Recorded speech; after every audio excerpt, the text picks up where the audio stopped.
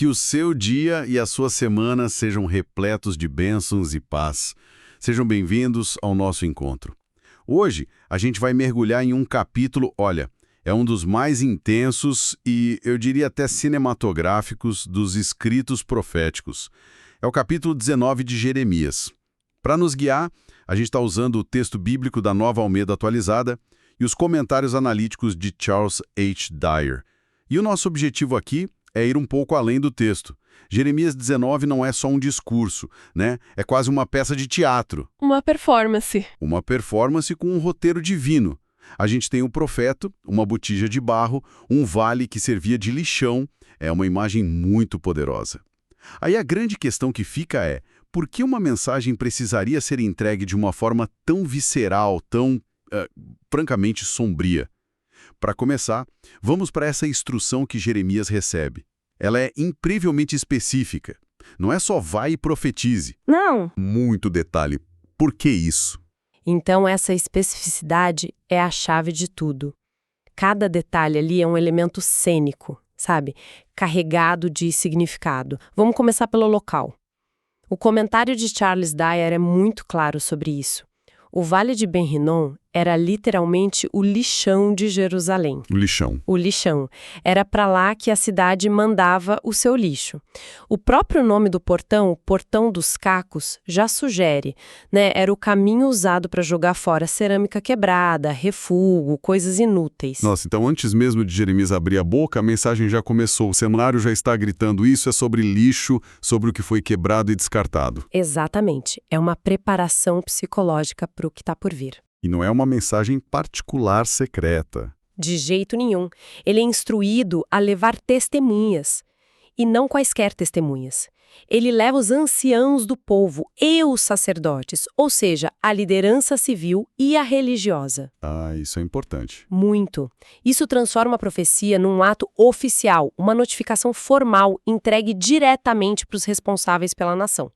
A mensagem não pode ser ignorada ou tratada como o delírio de um maluco, sabe? Entendi. E o objeto? A botija de barro. Tinha algo de especial nela ou, sei lá, qualquer vaso serviria? Ah, aqui tem um detalhe fascinante que o Dyer aponta. A palavra hebraica usada para botija aqui é bakbuk. Bakbuk. Isso. E o que é genial nisso é que a palavra é uma onomatopeia. Não acredito. Sim, ela imita o som, buk, buk, buk, que a água faz ao ser derramada de um frasco com gargalo estreito. Uau, que detalhe! Então até o nome do objeto tem a ver com o ato de ser esvaziado, de ser derramado.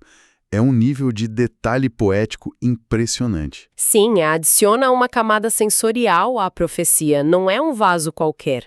É um objeto cujo próprio nome evoca sua função e, profeticamente, o seu destino. Tudo está sendo, assim, cuidadosamente orquestrado para criar um impacto máximo. E essas testemunhas, os líderes, eles teriam entendido todos esses simbolismos na hora? O som da palavra, o significado do vale, ou eles só estavam ali meio confusos, se perguntando por que o Jeremias levou eles até o lixão? É uma ótima pergunta. Provavelmente foi uma mistura dos dois, sabe? O simbolismo do Vale de Ben Hinnom como um lugar de descarte e impureza seria óbvio para qualquer morador de Jerusalém. Claro. Eles sabiam perfeitamente onde estavam. O simbolismo da palavra bakbuk talvez fosse mais sutil, mas a intenção não era que eles decifrassem o enigma ali na hora. A intenção era criar uma memória. Uma cena tão estranha e vívida que quando o desastre acontecesse, eles se lembrariam daquele dia e diriam: ah, era sobre isso que ele estava falando. Faz todo sentido. A profecia foi desenhada para ser compreendida em sua plenitude no momento do cumprimento. Exato. É nesse cenário carregado, então, com as testemunhas certas, que a mensagem verbal finalmente é entregue. E a acusação é brutal. O texto fala que o povo abandonou a Deus, adorou outros deuses, e a frase que me arrepia: encheram este lugar de sangue de inocentes. O que exatamente significa esse sangue de inocentes nesse contexto? Essa é a parte mais sombria da acusação. E o comentário do Dyer nos ajuda a entender a profundidade disso.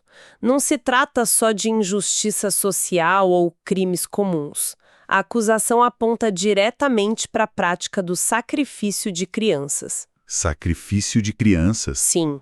O texto menciona os lugares altos de Baal, que eram altares onde o povo, na sua apostasia, queimava os próprios filhos como holocaustos. Isso é difícil até de imaginar. Não era só uma questão de idolatria, de adorar a estátua errada. Era uma perversão total do que significa ser humano, do que significa aliança com Deus, onde a vida é sagrada. Exatamente. Era a violação máxima.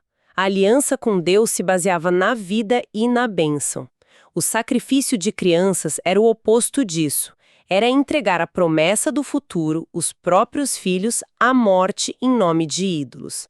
A brutalidade do juízo que Jeremias anuncia seguir é uma resposta direta e proporcional à brutalidade desse pecado. Peraí, então Deus está dizendo que o mesmo lugar onde eles cometeram o pecado vai ser o palco do castigo? Porque a profecia diz que o lugar chamado de Tofete, dentro do vale, passaria a ser chamado de Vale da Matança. A simetria é assustadora. É intencional, né? Completamente intencional. É um princípio de justiça poética que a gente vê em toda a Bíblia.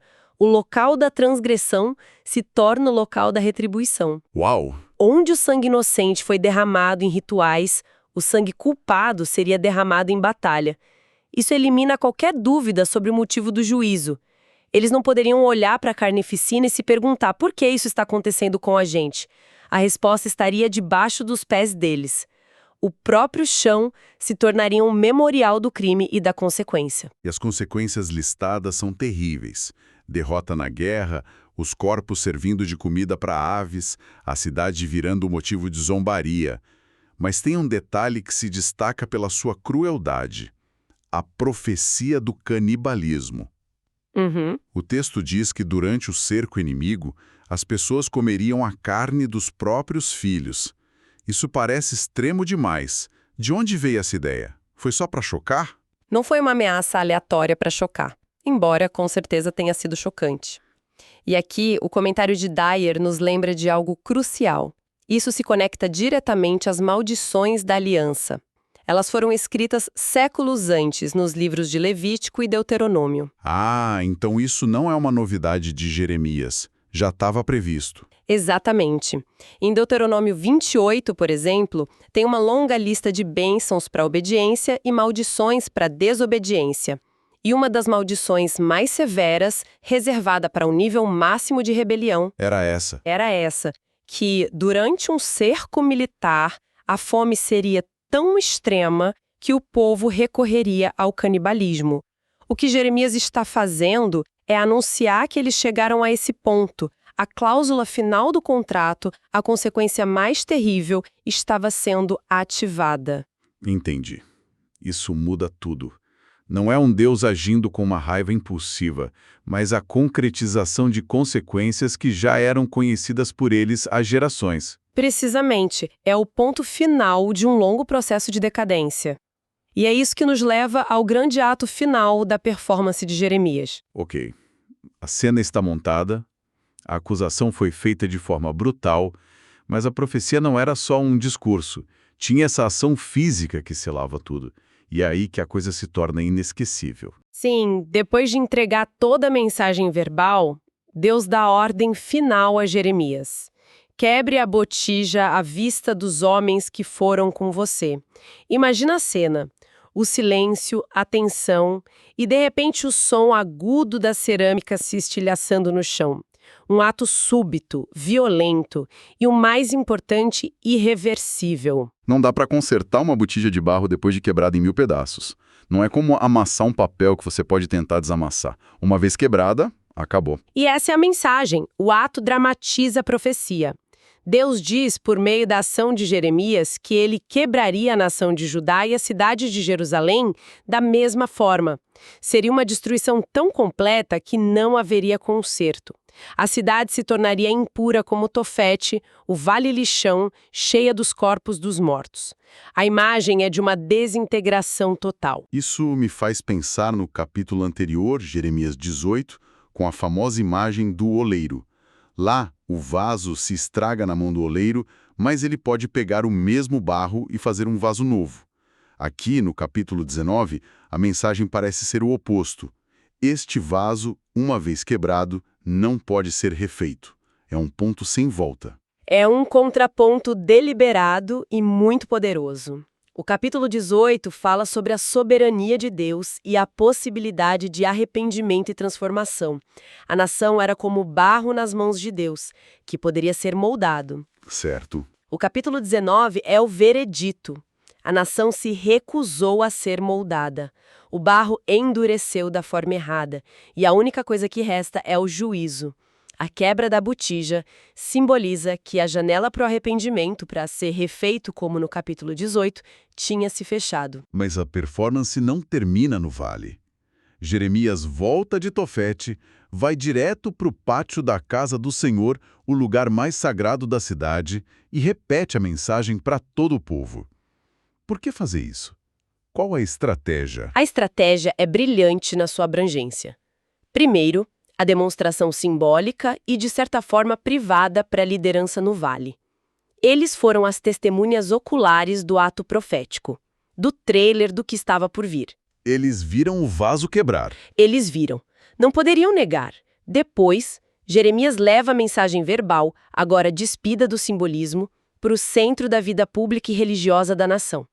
Ele vai da periferia impura, o lixão, para o centro sagrado, o templo. Então ele garante que a mensagem chegue em todos os níveis. Aos líderes, de forma simbólica e direta, e ao povo, de forma pública e inequívoca.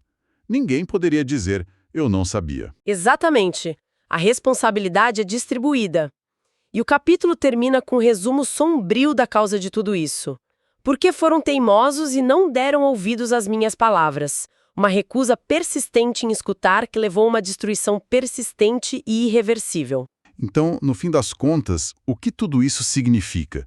Quando a gente junta todas as peças, esta análise nos mostra uma mensagem que transcende as palavras. É sobre como um ato simbólico pode comunicar uma verdade terrível de uma forma que um simples discurso jamais conseguiria. Sem dúvida. A força deste capítulo está na fusão completa entre palavra, objeto, ação e lugar. O lixão, a botija com seu nome sonoro, o ato de quebrá-la, tudo isso se tornou parte da própria profecia. Não foi só um discurso sobre o juízo, foi uma encenação divinamente ordenada do juízo. Um alerta final. Um alerta final e devastador sobre um desastre que, devido à teimosia do povo, tinha se tornado inevitável. Isso levanta uma questão final para a gente refletir. O texto enfatiza que o vaso quebrado não pode ser restaurado. Como a gente viu, isso contrasta diretamente com a esperança do capítulo 18. Este capítulo parece apresentar um ponto final, um ponto sem volta. Isso me faz pensar. O que significa quando uma situação, seja na nossa vida pessoal ou na sociedade, parece tão quebrada, tão estilhaçada, que a restauração parece impossível? Fica a reflexão. Que Deus abençoe todos os ouvintes.